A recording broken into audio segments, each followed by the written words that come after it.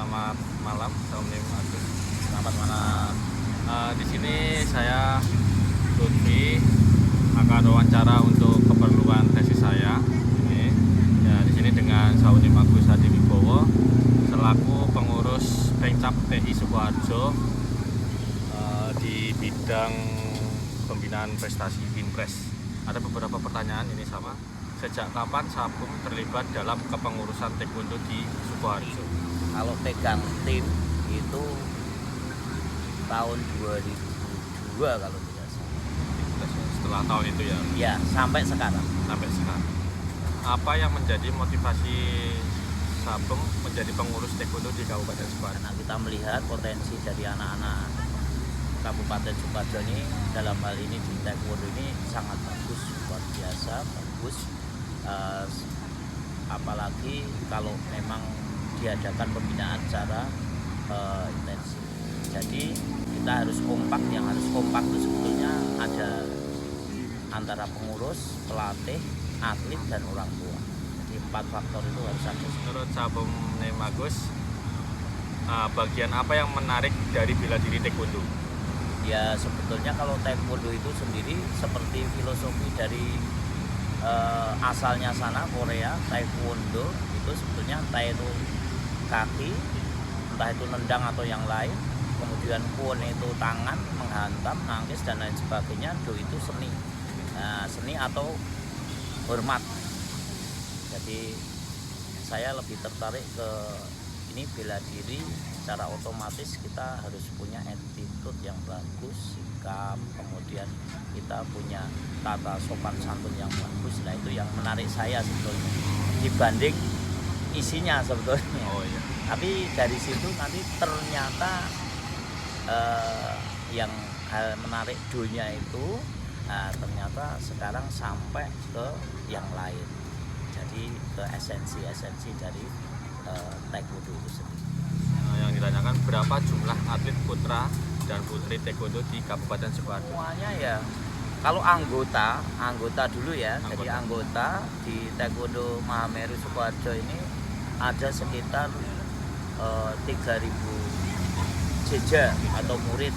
Nah ini masuk dalam, kalau yang masuk dalam keatletan ya bisa dikatakan ke 100 sampai 200 atlet itu ada di Kabupaten Sukoharjo. Yang lainnya masih masuk dalam kapasitas dia masuk ke reguler atau ekstrakurikuler. Bagaimana strategi pemasaran taekwondo di Kabupaten Sukoharjo? Saya sendiri lebih percaya kalau kuantitas ini harus berjalan beriringan dengan kualitas. Jadi saya tidak akan kedepankan entah itu kuantitas atau kualitasnya. Begitu kita ambil sikap kedepankan kuantitas, secara otomatis kualitas akan turun. Begitu kita ambil sikap kualitas yang dinaikkan, berarti siap-siap kuantitasnya turun. Makanya kita ambil jalan tengah, kuantitas dan kualitas berjalan beriringan. Jadi sama, kita juga targetkan kuantitas, kita juga targetkan kualitas. Jadi di Sukoharjo ini secara kualitas oke, karena banyak atlet-atlet muncul.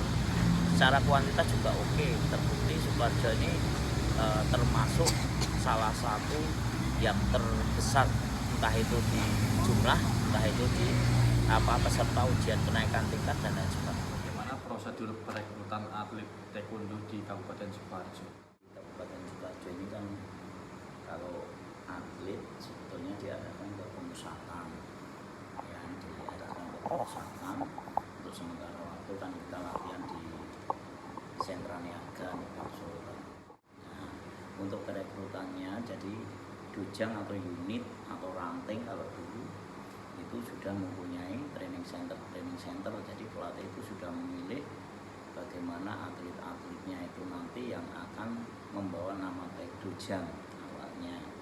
Nah itu nanti dari yang terbaik di dujang-dujang itu nanti akan kita kumpulkan di pemusatan yang nanti akan kita bina. Nah, ini salah satu bentuk ataupun cara kita untuk mencari pembibitan keatletan di taekwondo Sukoharjo. Terus yang kedua, berapa kali dalam setahun perekrutan atlet dilaksanakan? Sebetulnya modelnya tidak berapa kali, jadi kita kapan saja. Misalnya contohnya tryout, nah seperti itu. Jadi tryout ini kan tidak bisa kita lihat nanti berapa kali dalam satu dojang itu nanti mengadakan tryout atau try-in. Nah dari situ nanti kita akan lihat, kita ada tim yang intinya pemain bakat lah atau seperti apa, itu nanti yang akan datang ke tryout tersebut. Dan nanti kalau misalnya bagus, nanti kita temui, kita juga temui pelatihnya, kita temui orang tuanya. Nah nanti untuk bisa bergabung di Pemusatan. Bagaimana cara menyeleksi atlet-atlet tersebut? Jadi kalau intinya ya mau dulu Keminatan. jadi ya peminatan. Jadi kita kan tidak seperti PPLOP, tidak seperti PJP dan lain sebagainya, yang dimana itu cari yang terbaik di satu lingkup yang lebih besar, yaitu provinsi. Jadi yang ada, yang punya motivasi, yang berminat, itu nanti kita jadikan satu acuan bagaimana nanti untuk kita didik, kita bina. Sudahkah menggunakan teknologi dalam menyeleksi atlet tersebut? Untuk sebetulnya kalau teknologi kita belum pakai teknologi ya, jadi memang untuk sementara kita baru lihat anak ini bagus atau tidak, potensi atau tidak, itu saja. Nanti yang penting anak itu berminat, anak itu mau, akhirnya kita masukkan ke dalam pemusatan tersebut. Selanjutnya ini masuk ke indikator prestasi. Yang pertama, prestasi apa saja yang pernah diraih atlet taekwondo di Kabupaten Sukoharjo? Banyak sekali. Kalau yang dari tingkat provinsi, nasional, bahkan sampai ke internasional, ini salah satu dari atlet taekwondo Sukoharjo ini juga sudah masuk ke PON, kemarin habis dapat medali emas PON. Kemudian SEA Games sudah pernah dapat medali perak SEA Games, Asian Games pernah medali perunggu Asian Games, Praolimpik juga udah pernah. Jadi udah mendunia lah istilahnya, udah sampai ke tingkat dunia atau internasional. Yang berikutnya, apakah selalu ada laporan hasil prestasi setiap mengikuti kejuaraan? Kita lengkap. Jadi kalau laporan prestasi bukan kita ada apa istilahnya rekapnya. Jadi prestasi tahun berapa, kemudian kita dapat apa, kemudian apa kalau misalnya tim kita dapat berapa emas, berapa perak, berapa perunggu, itu juga ada semua. Jadi laporan itu selalu ada, bahkan sampai berkas-berkas ataupun fotokopi piagam dari anak tersebut juga ada. Bagaimana kesejahteraan atlet taekwondo di Kabupaten Sukoharjo? Kalau masalah kesejahteraan memang ini tinggal event ya, kita tidak bisa berbicara masalah kalau cuman sekedar apa memberikan satu reward ya, mungkin adalah reward yang diberikan ke atlet itu sesuai dengan tingkatannya. Apakah ada penghargaan khusus jika atlet tersebut memiliki prestasi yang lebih daripada yang lain? Penghargaan khusus pasti ada. Jadi pasti nanti yang menonjol ataupun atlet yang lebih menonjol, apalagi kalau tingkatnya sampai nasional ataupun internasional, pasti kita kasih penghargaan khusus buat mereka. Jadi kita kasih perhatian, contohnya kemarin yang mau ke PON Papua itu kita juga langsung menjenguknya di Platnas di sana. Berikutnya indikator atlet. Apa saja kriteria yang dituntut untuk bisa menjadi atlet di Taekwondo Sukoharjo? Dalam waktu sekarang ini yang dicari pasti postur. Pasti postur. Karena ada yang lain. Mungkin seperti motivasi atlet tersebut untuk bisa tampil, tanding, ikut event. Kemudian ada lagi mungkin faktor keluarga mendukung atau tidak. Kemudian faktor ekonomi dan lain sebagainya. banyak faktor sebetulnya selain postur dari atlet tersebut. Kedua, apakah Sabum mengetahui kualitas para atlet di Kabupaten Sidoarjo? Ya intinya tahu, ya jelas tahu karena posisinya yang melatih atlet tersebut di pemusatan itu salah satunya saya, dan saya yakin ini tim itu semua tahu kemampuannya. Jadi kira-kira mereka itu sama dia menang mana dan lain sebagainya, kualitasnya seperti apa, kemampuannya seperti apa, pelatih pemusatan pasti tahu. Lanjut ke indikator pengurus, Abang. Terus yang pertama, bagaimana hubungan pengurus, atlet, dan pelatih? Untuk pengurus, atlet, pelatih sebetulnya untuk di Kabupaten Sidoarjo itu sangat bagus, ya hubungannya juga oke, saling mendukung.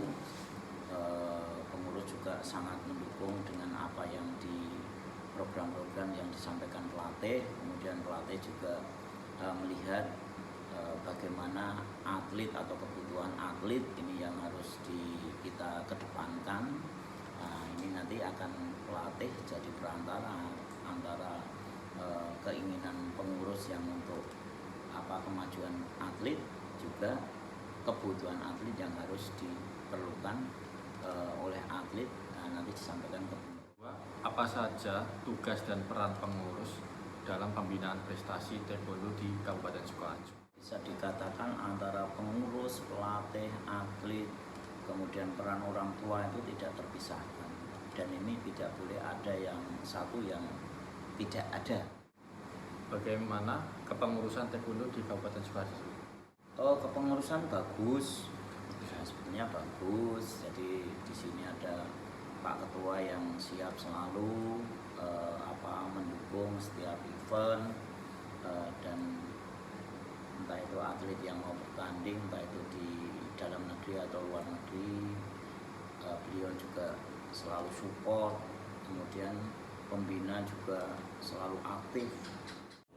Bagaimana hubungan pengurus taekwondo di Kabupaten Sidoarjo dengan Pemprov DKI Jawa Tengah dan dengan KONI Jawa Tengah?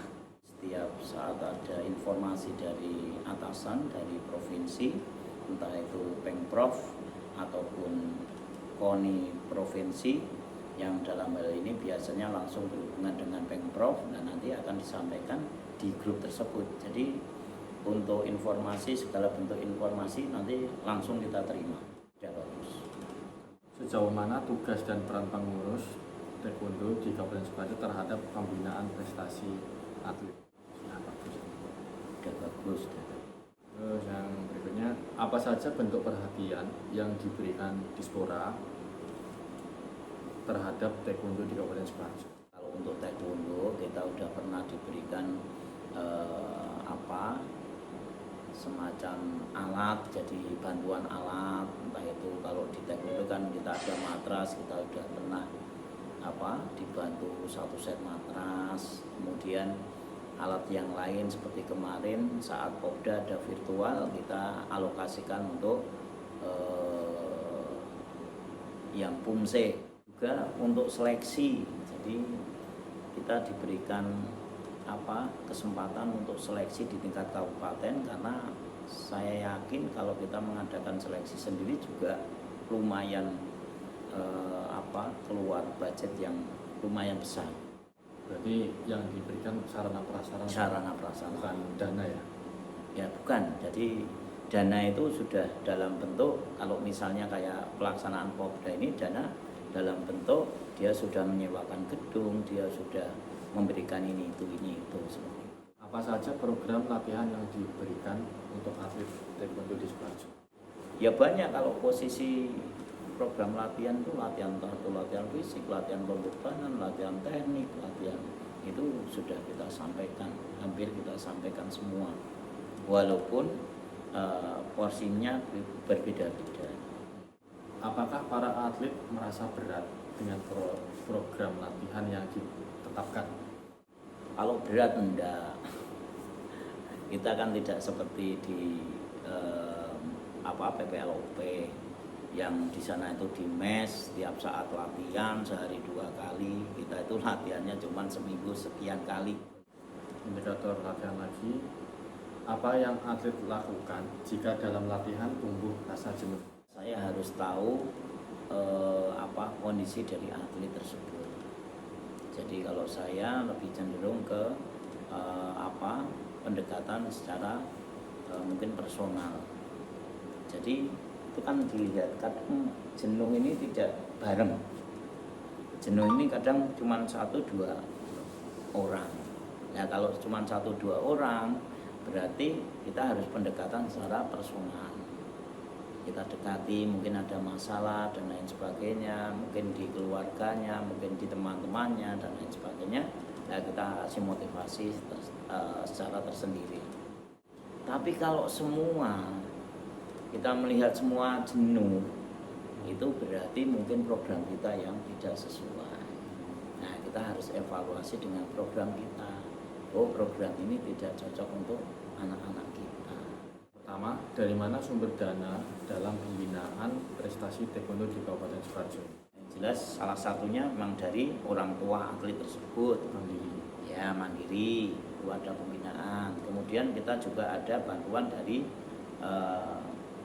Pemkab atau pengurus kabupaten, dalam hal ini dari KAS. Kemudian mungkin kita butuh sarana prasarana dan lain sebagainya. Nah, nanti kita akan diberikan, bahasanya ini dana ini dalam bentuk sarana prasarana. Di indikator sarana prasarana, yang pertama, apa saja dan berapa jumlah sarana dan prasarana yang ada di Taekwondo Kabupaten Sidoarjo?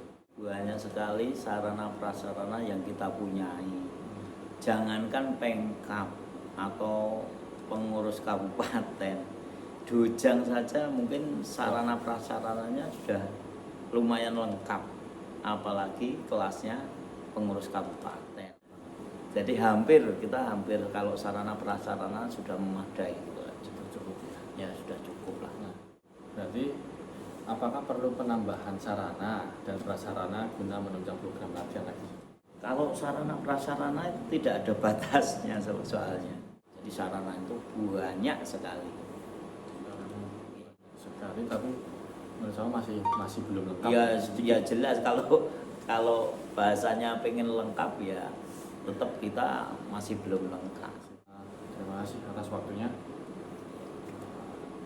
Semoga bisa dapat